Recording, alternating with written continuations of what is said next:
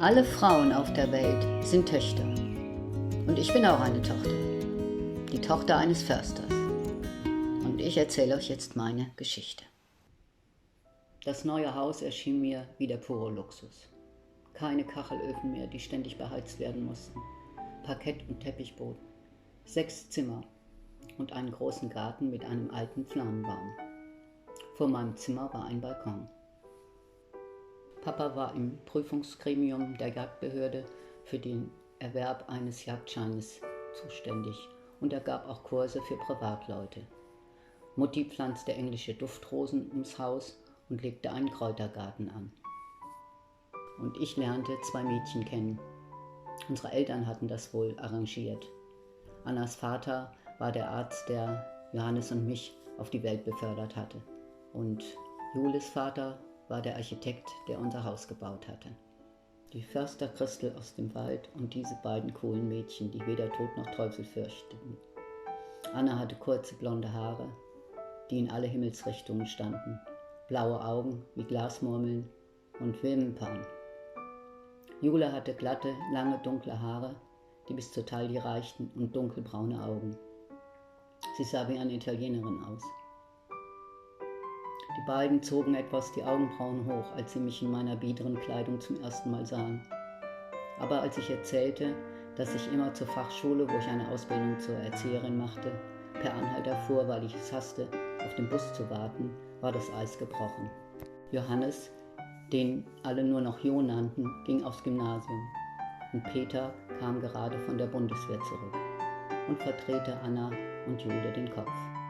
Für mich begann die unbeschreiblichste Zeit meines Lebens. Mutti sagte, genieß die Zeit, so schön wird es nie wieder. Und ich dachte, was redet sie für ein blödes Zeug? Es fängt doch gerade erst an. Wir 3 Mädchen waren von nun an unzertrennlich.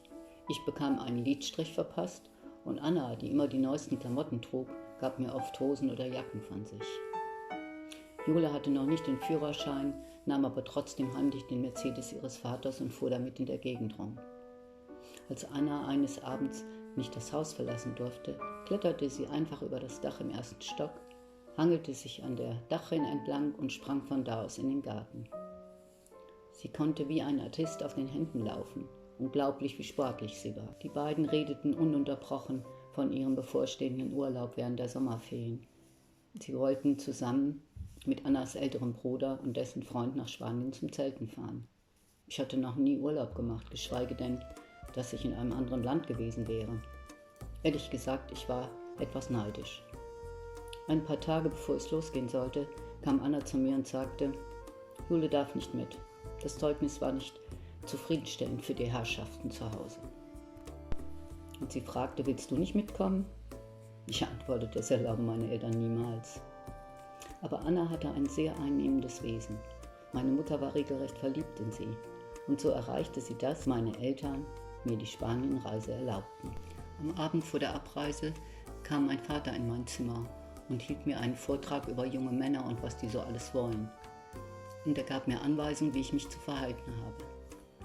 Er sprach sehr eindringlich. Ich war davon überzeugt, dass meine Mutter ihn beauftragt hatte. Er selbst wäre bestimmt nicht auf die Idee gekommen. Wir fuhren mit einem himmelblauen VW Käfer. Es war eine endlos lange Fahrt. Wir standen stundenlang im Stau. An einer Tankstelle holte sich Anna eine Schüssel Wasser und wusch sich am Straßenrand die Haare. Wir kamen mitten in der Nacht an der Grenze an und konnten kein Geld mehr wechseln. Also setzten wir uns in das einzige Lokal, was noch offen hatte.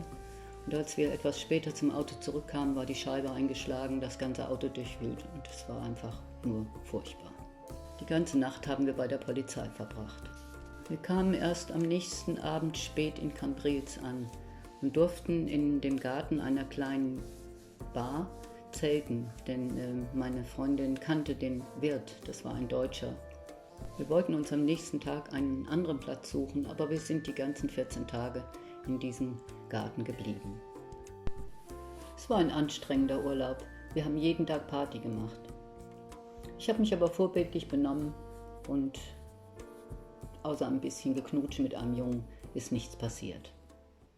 Hallo ihr Lieben, ich hoffe, euch gefällt mein Kanal, also bitte fleißig abonnieren und auch die Glocke nicht vergessen.